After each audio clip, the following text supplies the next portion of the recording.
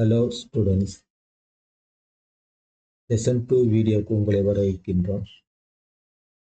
S, நான் ஏற்கனவே பதிவிடப்பட்ட lesson 1 வீடியோக்கான லிங்க் கீழே டிஸ்கிரிப்ஷனில் வழங்கியிருக்கிறேன்.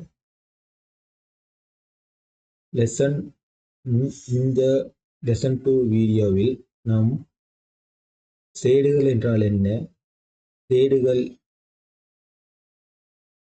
முழுமைச்சேடு என்றால் என்ன, எளிய சேடு என்றால் என்ன, சேடுகளை எவ்வாறு சுருக்குவது, முழுமைச்சேடை எவ்வாறு எளிய வழியில் காண்பிப்பது, எளிய சேடை எவ்வாறு முழுமைச்சேடாக மாற்றுவது என்பதை பற்றி பார்க்க இருக்கின்றோம். அத்துடன் சேடுகளை கொண்ட பெரிய சமன்பாடுகளை எவ்வாறு சுருக்குவது என்பதையும் பார்க்க இருக்கின்றோம். மற்றும் இந்த வீடியோவில் முக்கியமாக இந்த சேடானது எவ்வளவு முக்கியம் என்பதை இந்த வீடியோவுக்கு பிறகு நீங்கள் அறிந்து கொள்வீர்கள். சரி, வாங்க நம்ம லெசனுக்கு போகலாம். சேடுகள் என்றால் என்னென்றால், வர்க்கமூல குறியீட்டு மூலம் நிறை வர்க்கம் எடுக்க முடியாத எண்களை கொண்ட ஒரு தொகுதி தான் ஒரு சேடு என்போம். உதாரணமாக வர்க்கமூலம் 2, வர்க்கமூலம் 3, வர்க்கமூலம் 5 இவ்வாறு வர்க்கமூலம் எடுக்க முடியாத எண்களை நாம் சேடு என்போம். அப்ப நீங்க கேட்கலாம், அப்ப வர்க்கமூலம் 4 ஒரு சேடா? கண்டிப்பாக ஒரு சேடு இல்லை. ஏனென்றால் அந்த வர்க்கமூலம் 4 நம்ம வர்க்கமூலம் எடுக்க முடியுமாக இருப்பதனால் அதை சேடாக கருத முடியாது. ஏன்? ஒரு வர்க்கமூலம் 4 நம்ம வர்க்கமூலம் எடுத்தால் அதுக்கு பெருமானம் 2 ஆகும். அப்ப அது ஒரு சேடாக கருதப்பட மாட்டாது. இவ்வாறு நிறைவர்க்கம் எடுக்கக்கூடிய எண்களை நாம் சேடாக கருத முடியாது.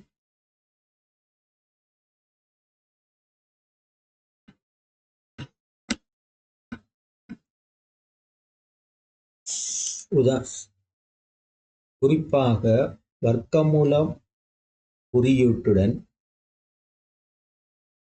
வேறு எண்களையும் சேர்த்து எழுதலாம். உதாரணமாக கனமூலம், நாமூலம், ஐமூலம் என்று காட்டலாம். நான் இங்கே குறிப்பிட்டு இருக்கின்ற கனமூலம் 2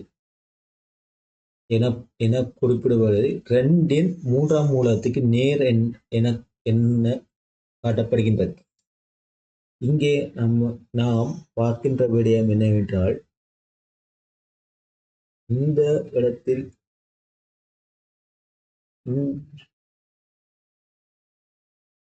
இங்கே நான்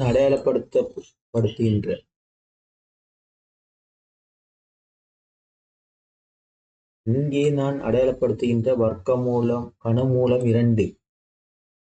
இங்கே பாருங்கள், கனமூலம் 2இன் வர்க்கமூலத்துக்கு மேல் அந்த குறியுடன் சேர்த்த மாதிரி நாம் 3 சேர்த்துள்ளோம்.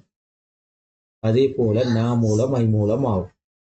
இத்தகைய கோவைகளை நாம் என்ன சொல்லலாம்? சேடு என்று சொல்லலாம்.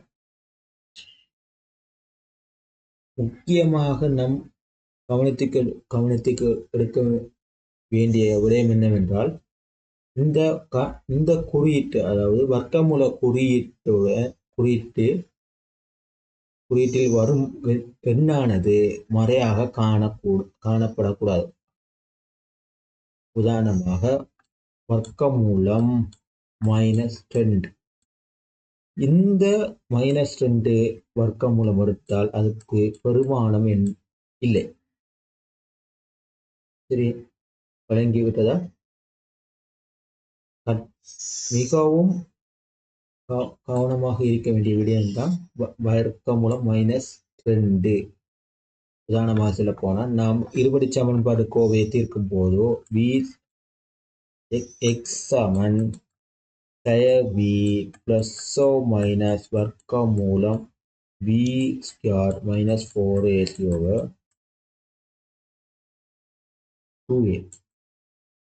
இங்கே வர்க்கமூலத்தில் காணப்படும் பெருமானம் கண்டிப்பாக பூஜ்ஜியமாகத்தான் இருக்க வேண்டும்.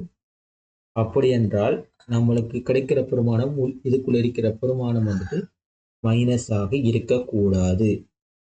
அப்படி இருந்தால் மாத்திரம்தான் நம்மால் இதுக்குரிய பெருமானத்தை கண்டு சுருக்க முடியும். இங்கே இது ஒரு பயன்பாடு. இந்த சேடை வச்சு அறிந்து கொள்வதால் நம்மளுக்கு இவ்வாறான பெரிய கோவைகளை சுருக்குவதற்கு மிக இலவாக இருக்கும்.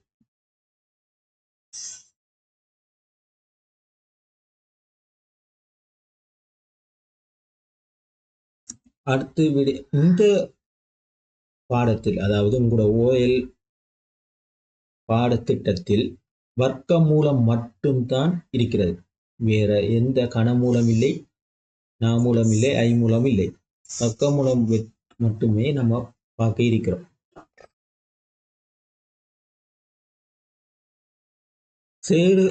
சேடு வடிவத்தில் இருக்கிற கோவைகளை சுருக்கிற உதாரணமாக 3 வர்க்கமூலம் 5 4 வர்க்கமூலம் 6. இப்படி ஒரு கேள்வி ஒன்று வந்தா, இந்த மாதிரி வந்தா நீங்க கவனமாக இருக்க வேண்டிய விஷயம் என்னென்றா, 2 சேடுகளும் ஒன்றாக இருக்க வேண்டும். அப்ப இப்படி இந்த மாதிரி கோவை வந்துச்சுன்னா உங்களால கூட்டவே முடியாது. ஏன்? இந்த சேடும் சமன்ல. அதுவே இந்த கேள்வி இவ்வாறு வந்துடும், 3 வர்க்கமூலம் 5 4 வர்க்கமூலம் 5 என்று தரப்பட்டால் மாத்திரமே உங்களால் கூட்ட முடியும். சமமாக இருக்கிற சேடுகளை மாத்திரம் உங்களால் கூட்ட முடியும்.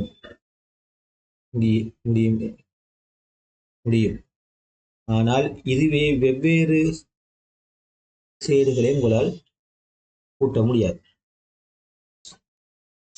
இங்கே நான் எடுத்திருக்கிற கோவையை நீங்கள் உற்று நோக்கினால், இந்த முழு எண்ணும் இந்த நிறை எண்ணையும்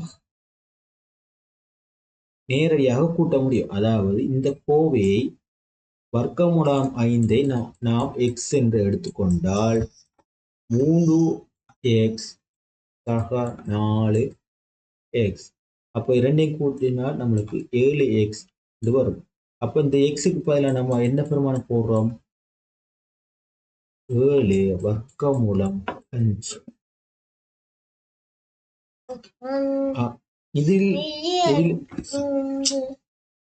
இதிலிருந்து நாம் அறிந்து கொள்ளும் விடயம் என்னவென்றால், நிறையெண்களை மாத்திரம் கூட்டிவிட்டு சேடாக காணப்படும் எண்ணை அதன் பக்கத்தில் இடுவதாகும். இந்த கோவையில் இருக்கிற 7 வர்க்கமூலம் 5 எனும் என்ன சொல்லப்படுவது என்னென்றால் 7 தர வர்க்கமூலம் 5. அதாவது 2 நிறையெண்ணையும் சேடையும் பெருக்குவதனால் ஏற்படும் கோவைதான் இது. அப்ப நீங்க கேட்கலாமே, அப்ப இது என்னது? இது கனமூலம். இதுக்கும் சம்பந்தம் இல்லை. 3 வர்க்கமூலம் 3க்கும் சம்பந்தம் இல்லை. மிச்சம் கவனமாக இருக்கணும். எக்ஸாம் வேலையில இதுகள் மிகவும் குழப்பத்துக்குரியதாக வரும். அதனால மிச்சம் கவனமாக செய்ய வேண்டிய விடயம் தான் இந்த சேடு. சில பிள்ளைகள் என்ன செய்யறாங்கண்டா, இந்த 3ஐயும் இது 4ஐயும் கூட்டி போட்டு 7, அடுத்தது இந்த 5 6ஐயும் கூட்டி வர்க்கமூலம் 11 போடுறாங்க. இது முற்றிலும் கொலை. கவனம். வெவ்வேறான சேடுகள் காணப்படுமாயின் உங்களால் அதை சுருக்கவே முடியாது, அதாவது கூட்ட முடியாது. இது முக்கியமாக கவனத்தில் இருக்க வேண்டிய விடயம். அதாவது இன்னொரு உதாரணமாக இங்கே நான் சொல்லப்படுகிற உதாரணம் ஒண்டிங்கில் வர்க்கமூலம் 2, அதாவது ஒண்டிங்கில் வர்க்கமூலம் 2. இதை நம்ம சுருக்குவதற்கு எப்படி சுருக்குற? ஒன்னிங்கில் வர்க்கமூலம் 2க்கு 1.414. இதை சாதாரணமாக இப்படி போட்டு 1 வர்க்கமூலம் 1.414 என்று பிரிக்க போனோம்னா மிகவும் கஷ்டம். ஏன்? இதுக்கு நம்ம தசம் வச்சு இது தனியை பார்த்து அது மிகவும் கஷ்டம். அதனால நம்ம என்ன செய்ய போறோம்னா இது வேறொரு முறை மூலம் நம்ம கணிக்கிறோம். அதை எப்படி கணிக்கிறோம்னா கீழுக்கு காணப்படும் சேத பெருமாழத்தை மேலும் கீழும் பெருக்குவதனாலே பெருக்கி அதை ஒரு நிறைவண்ணாக மாற்றிவிட்டு கீழுள்ள சேடை நிறைவண்ணாக மாற்றிவிட்டு அந்த சேட்டை சுருக்கலாம். இந்த சமன்பாட்டை அதாவது கோவையை சுருக்கலாம். இங்க பாருங்க, அந்த முதல் என்ன செஞ்சிருக்கா? 1 கீழ் வர்க்கமூலம் 2 சமன் இதா நான் ஏற்கனவே குறிப்பிட்ட போல கீழுக்கு இருக்கிற சேற்ற பெருமானம் வர்க்கமூலம் 2. அப்ப நம்ம என்ன வர்க்கமூலம் 2 கீழ் வர்க்கமூலம் 2 பாருங்க, நம்ம ஏற்கனவே வச்சிருக்கிற 1 கீழ் வர்க்கமூலம் 2. இப்ப நம்மளுக்கு ஒன்று விளங்கணும், இது 2 பிரித்தால் 1, அதாவது ஒரு 1 சர உண்மையா வந்தால் நம்ம 1 சர வர்க்கமூலம் 2 என்று செல்றாங்க, மேலும் கீழும் பிரிக்கும் பெருக்கி இதை எடுக்கும். ஆனா முக்கியமா கவனத்தில் கொள்ள வேண்டிய விஷயம் என்னன்னா, என்ன சுருக்கினாலும் இந்த பெருமானம் மாறக்கூடாது. அதாவது கோவையோட அமைப்பு மாறக்கூடாது. அதை நீங்க வேற என்ன வழியும் பாய்த்து கொண்டோ அதை நம்ம கோவையை வேற வடிவுக்கு மாற்றி செய்து கொண்டு போகலாம். இங்கே பார்க்குற விடயம் என்னன்னா, இந்த வர்க்கமூலம் 2க்கு நம்ம வேற கோவை மாற்றி சுருக்கினாலும் அதே பெருமானத்துக்கு வரணும். அப்படி வராட்டி நீங்க செய்யறது பச்சை போல, அதாவது நீங்க செய்வது கணித்தல் வந்துட்டு மிகவும் புரியாது. இப்ப நம்மளுக்கு தெரியும் வர்க்கமூலம் 2 ஒன்றால பிரிக்கணும், வர்க்கமூலம் 2.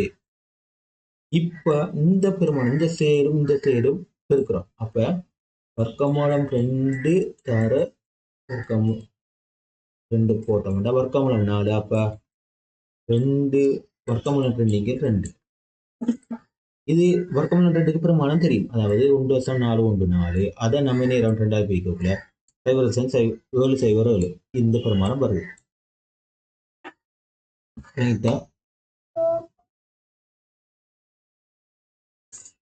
அடுத்த விடயமாக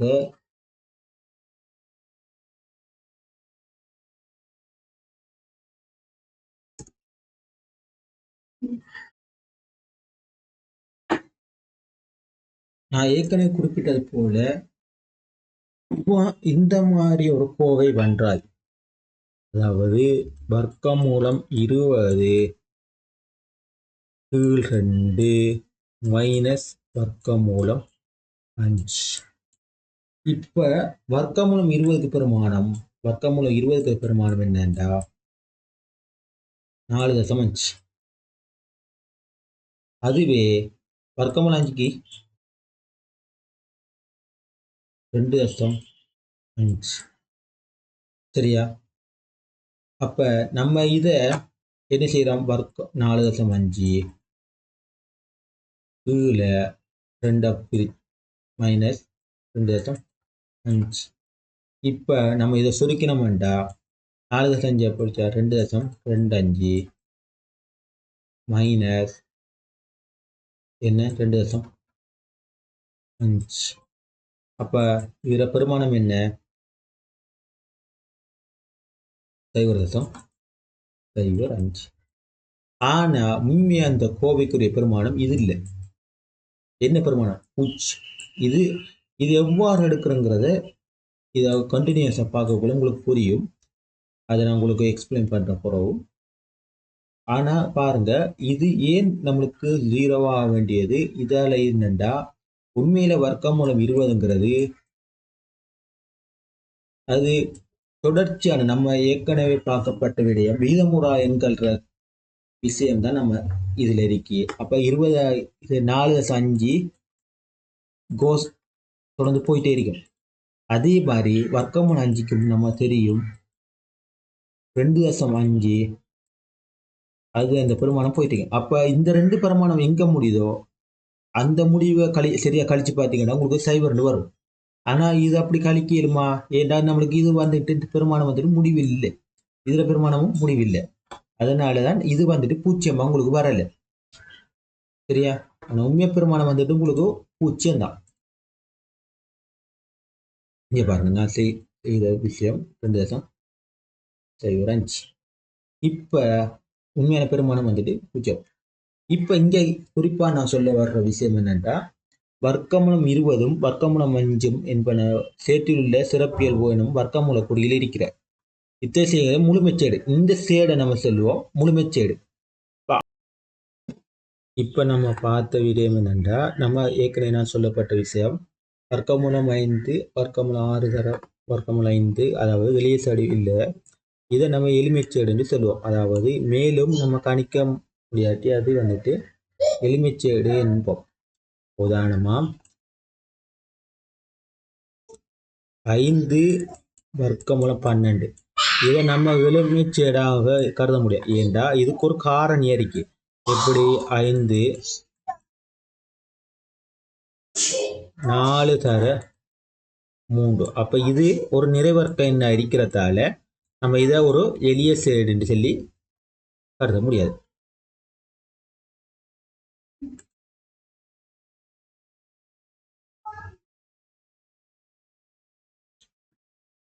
இப்ப நான் ஏற்கனவே குறிப்பிட்டது ஒரு கூட்டலை இங்க காட்டிக்கு நான் சொன்ன ஏ தெரிய கணியமா எடுத்து நம்ம இதை சுருக்கி எடுக்கலாம்னு சொல்லி. இப்ப ஒரு முழுமைச்சேட எளிய சேடா மாத்திரை எப்படின்னு பார்ப்போம். அதாவது வர்க்கமூலம் 20 4 தர 5. அப்ப நம்ம இதனே சேரம் இந்த கோவையில இந்த மாதிரி செய்யறதால 2 வர்க்கமூலம் 5, அதாவது வர்க்கமூலம் 4 தர வர்க்கமூலம் 5. அப்ப 2 வர்க்கமூலம் 5. சரியா? இந்த 4 நம்ம என்ன செய்யும் வர்க்கமூலம் எடுக்கிறதால 2 வர்க்கமூலம் 5.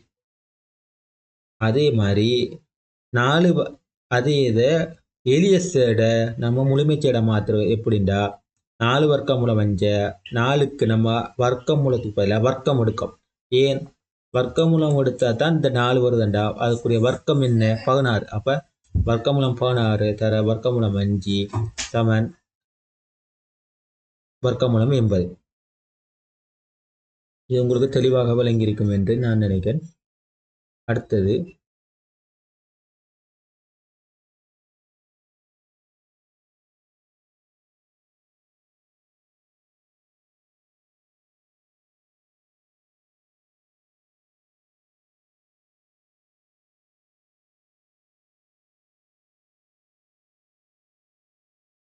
அடுத்த விடயம்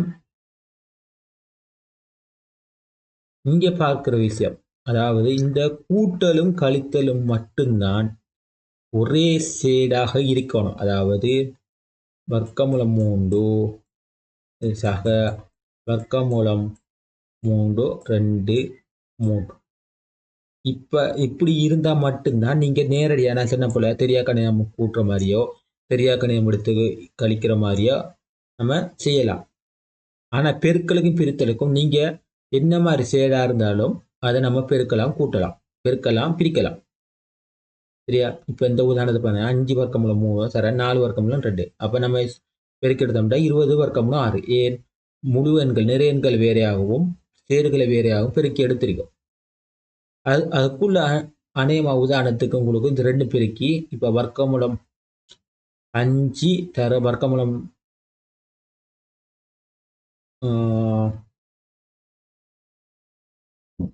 6 போட்டு உங்களுக்கு 30 ஆகி அதை நீங்க சுருக்கி எடுக்கக்கூடிய மாதிரி இருந்தால், உதாரணத்துக்கு வர்க்கமூலம் நிறை வர்க்கமாக எளிய வடிவுக்கு உண்ணமாக இருக்குமென்றால் கட்டாயம் நீங்க இந்த எளிய வடிவுக்கு நீங்க கட்டாயம் எடுத்தியாக வேண்டும்.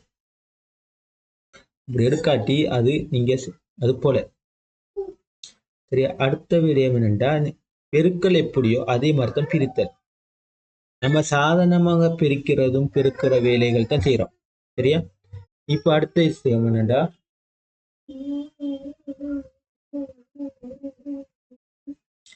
அடுத்த உதாரணமாக 3 கீழ் 2 வர்க்கமூலம் 2. இப்போ இதை பார்த்தோம்னா இதை நான் சொன்ன ஏற்கனவே குறிப்பிட்டது பகுதி எண், அதாவது கீழுக்கு இருக்கிற வர்க்கமூலம் 2 பெருமானத்தை மேலும் கீழும் பெருக்கி அதை நம்ம என்னண்டா நிறைவெண்ணை கொண்ட பின்னமாக மாற்றோம். இங்க பார்க்கிற விடயம் என்னண்டா 3 கீழ் வர்க்கமூலம் 2 சமன், நான் ஏற்கனவே குறிப்பிட்டது கீழுக்கு என்ன இருக்கி வர்க்கமூலம் 2. அப்ப 3 கீழ் வர்க்கமூலம் 2 அதே மாதிரி வர்க்கமூலம் 2 கீழ் வர்க்கமூலம் 2. அப்ப 2 பிரிக்கணும் 3 வர்க்கமூலம் 2 கீழ் இந்த வர்க்கமூலம் 2 பெருக்கப்பட்டு 4, அதை வர்க்கமூலம் எடுத்தா 2. அதைத்தான் நம்ம இப்ப செஞ்சிருக்கோம். இப்ப அடுத்த வீடியோ ஏ வர்க்கமூலம் பி, அதாவது ஏற்கனவே செய்யப்பட்ட இது என்னண்டா இந்த விஷயத்தை தான் நம்ம எண்களை கொண்டு செய்திருக்கிறோம். இப்ப கழித்தலை பார்ப்போம். கழித்தல் மட்டுமில்ல, ஒரு பிரசீனத்தை தீர்க்கிற விதத்தை பார்ப்போம். தேர்களில் ஒரு கோவண்டு வந்தா, பெரிய ஒரு கோவண்டு வந்தா அதை எப்படி நம்ம தீர்ப்பது. இப்ப உதாரணத்துக்கு இந்த சுருக்கத்தை எடுத்துக்கொண்டோம் என்றால் 6 வர்க்கம் 4 வர்க்கமூலம் 63 மைனஸ் 5 வர்க்கமூலம் 7 மைனஸ் 8 வர்க்கமூலம் 28. இங்க பார்க்கிற விடயம் என்னண்டா இது ஒரு எளிய வடிவில் இல்லை. அப்ப நம்ம என்ன முதலாவது செய்ய வேண்டிய விடயம் என்னென்றால் எல்லாவற்றையும் எளிய வடிவுக்கு ஆக்கணும். முக்கியமாக நீங்க கவனிக்க வேண்டிய விடயம் என்னென்றா அந்த எளிய வடிவு இந்த சேட்டோட, அதாவது எல்லாம் ஒரே சேடாக இருந்தால் மட்டும், கூட்டல் கழித்தல் வருகின்ற சந்தர்ப்பத்தில் மாத்திரம் எல்லா சேடுகளும் ஒன்றாக இருந்தால் மட்டும்தான் நீங்க என்ன செய்யலாம், கூட்டலாம் கழிக்கலாம். ஆகவே இந்த பிரச்சனத்தை பார்க்கும் போது முதல்ல இந்த 4 வர்க்கமூலம் 63ஐயும் 5 வர்க்கமூலம் 7ஐயும் 8 வர்க்கம் 28ஐயும் எளிய சேடா என்று கவனிக்கும் போது இந்த 4 வர்க்கமூலம் 63ம் 8 வர்க்கமூலம் 28ம் எளிய சேடாக இல்லை. ஆனால் 5 வர்க்கமூலம் 7ங்கிறது ஒரு எளிய சேடாக காணப்படுது. அப்ப இங்க இருக்கிற 2 முழுமை சேடையும் நம்ம என்ன செய்ய வேண்டும் என்றால் அதை நம்ம எளிய சேடாக மாற்றணும். அது எப்படி மாற்ற, நாம் ஏற்கனவே பார்த்த போன்றோ 4 வர்க்கமூலம் 63 இதை நம்ம எளிய சேடை மாற்ற போறோம்டா 63 காரணியை பார்க்கணும். இப்போ உதாரணமாக இதுவே 48 வந்திருந்தா 12 தர 4. அதே மாதிரி இங்க சேடுகளில் உள்ள விளக்கத்துக்கு காரணியை காரணியாக்கணும். இப்ப 63 காரணி 4 வர்க்கமூலம் 63க்கு 9 தர 7. அப்ப நம்மளுக்கு நம்ம ஏற்கனவே பார்க்கப்பட்ட விஷயம் என்னடா 4 தர 3 வர்க்கமூலம் 7. அப்ப நம்ம சுருக்கிறோம்டா என்ன அர்த்தம், 12 வர்க்கமூலம் 7.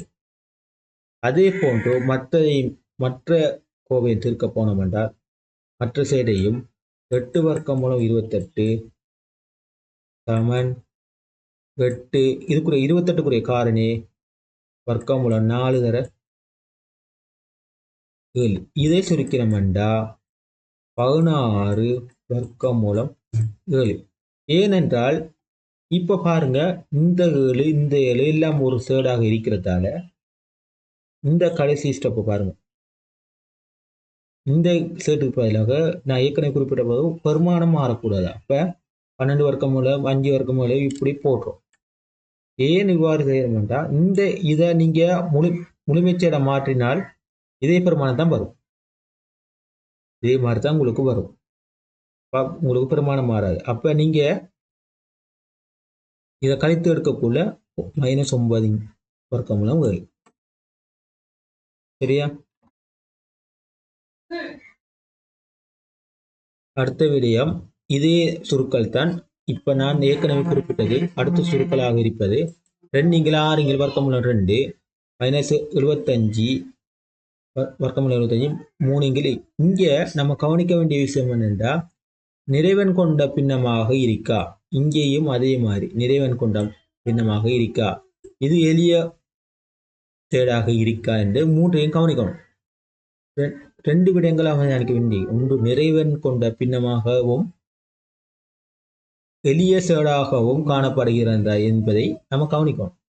அப்ப இந்த மூணையும் பார்க்கும் போது இது ரெண்டும் இந்த மூடும் எளிய சேடாகவும் முழு நிறைவன் கொண்ட பின்னமாகவும் காணப்படலை. ஆகவே நம்ம என்ன செய்யறோம்டா அதை ஒவ்வொன்றையும் நம்ம அதுக்கேற்ற மாதிரி மாற்ற எளியன் எளிமைச்சேடாகவும் நிறைவன் கொண்ட பின்னமாக மாற்ற போறோம். இங்க ரெண்டு வர்க்கமூலம் 6க்கு 2 தர வர்க்கமூலம் 3 கீழ் 2.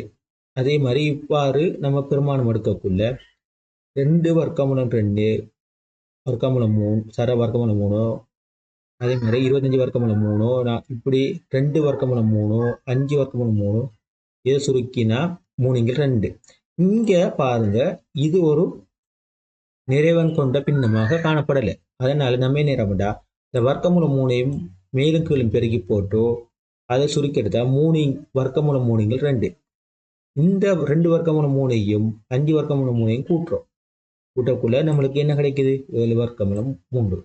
அப்ப இது ரெண்டையும் நம்ம கூட்டக்குள்ள நம்மளுக்கு கிடைக்கப்படுற பெருமானம் 13 வர்க்கமூலம் 2.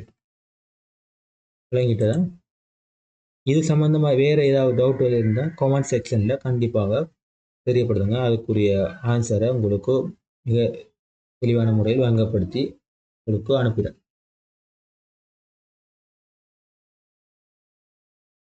இவ்வளவுதான் நாம் சேறுகளில் பார்க்க வேண்டிய விடயங்கள். பயிற்சிகளாக நான் ஒரு சில விடயத்தை போட்டிருக்கிறேன். அத்துடன் நான் அடுத்த வீடியோவாக இதுக்குரிய முதலாவது ஒர்க் ஷீட்டை அப்லோட் பண்ண இருக்கிறேன். அதனால இந்த வீடியோ பிடித்திருந்தால் நீங்க கண்டிப்பாக உங்களுடைய நண்பர்களுக்கு ஷேர் பண்ணி இந்த வீடியோவை இந்த சேனலை சப்ஸ்கிரைப் பண்ணி பெல் சிம்பலையும் நீங்க ஒன் பண்ணி வைத்தால் மட்டும்தான் உங்களால் நான் அடுத்தடுத்து போடக்கூடிய வீடியோகளை உங்களுக்கு நேரடியாக நோட்டிஃபிகேஷன் மூலம் உங்களுக்கு அறிய கிடைக்கும். இன்னும் மேலதிகமாக நான் விளக்கம் தர வேண்டும் என்று நினைத்தால் உங்களுடைய எண்ணங்களை கண்டிப்பாக கமெண்ட் செக்ஷன்ல என்டர் பண்ணுங்க. அத்துடன் இந்த வீடியோவை லைக் பண்ணி ஷேர் பண்ணி மற்றவர்களுக்கும் உங்களுடைய நண்பர்களுக்கும் பயனடைய செய்யுமாறு கேட்டுக்கொள்கிறேன். நன்றி.